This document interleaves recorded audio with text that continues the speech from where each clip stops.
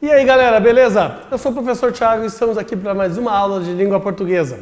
Hoje vamos continuar com aquele assunto lá das figuras de linguagem, né? Então partiu lá, gente. Hoje a gente trabalha com a figura de linguagem, a metáfora, a metonímia, a catacrese e a perífrase, ok?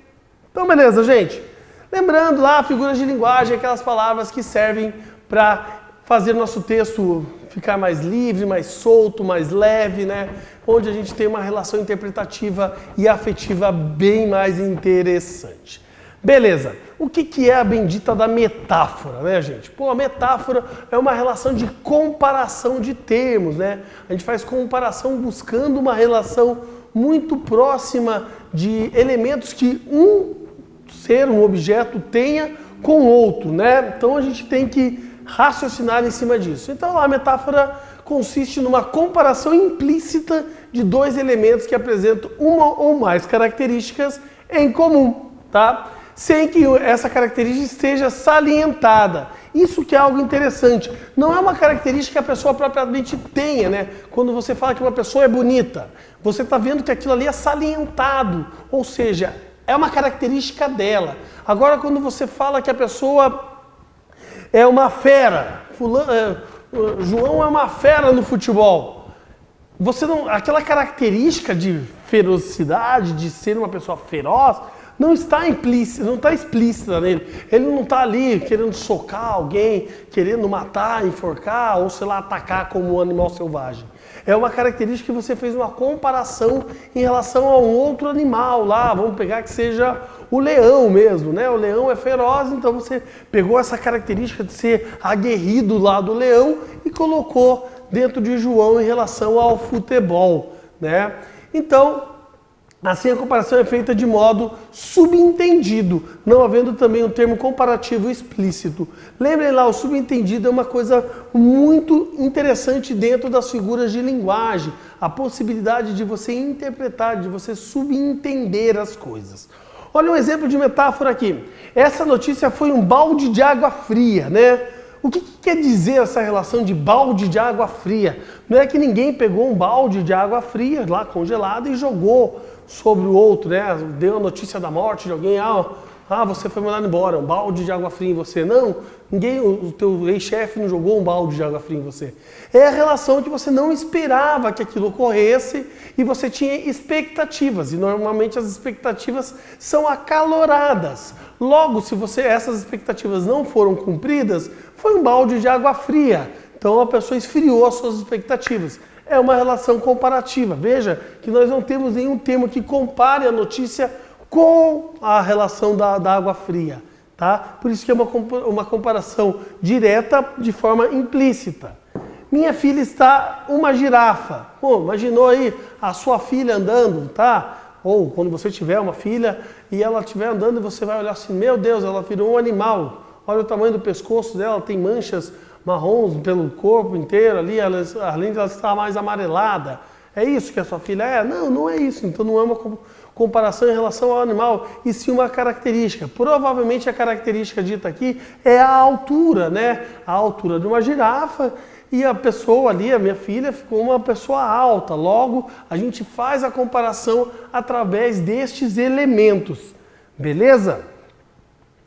Outra figura de linguagem aqui é a metonímia, né? Então a metonímia consiste na substituição de palavras com sentido próximo, né? Então a gente tem palavras de sentido próximos, ou seja, utilizando uma palavra em vez de outra, sendo que ambas partilham em relação de proximidade e contiguidade de sentido, né? Ou seja, gente, tem algumas palavras que têm a sua intenção, a sua estrutura, alguns significados já presos, assim, vamos lá, vamos pegar aqui uma marca, né? Uma marca pelo produto. Aqui tem um exemplo, mas eu vou usar outro. Bombril, tá? Bombrilzinho lá para ajudar a mamãe a lavar as panelas lá. Pega o Bombril, mas aí você chega lá e só tem a Solan, que é outra marca. E aí, o que você faz? Mãe, não tem Bombril, só tem a Solan. Por quê? Porque eu também fiz uma referência a Bombril, a esponja de aço, aquela palha de aço. Por quê? Porque costumeiramente era a marca mais conhecida, tá? Então utilizamos a marca pelo produto.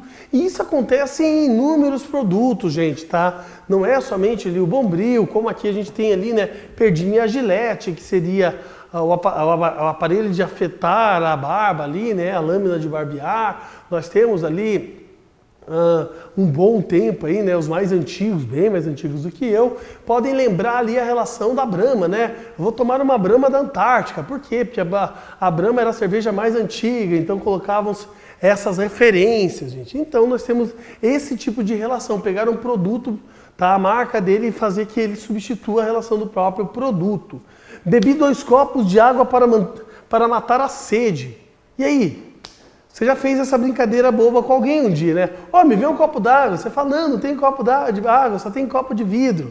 Eu tô falando conteúdo pelo continente, gente, ok? Então eu tô dando o nome daquele recipiente ali como um copo d'água, porque eu sei que ali dentro vai ser colocado água. Então esta relação é uma relação de metonímia, tá? Ou com lá, todos os anos das férias, leio Cecília Meirelles.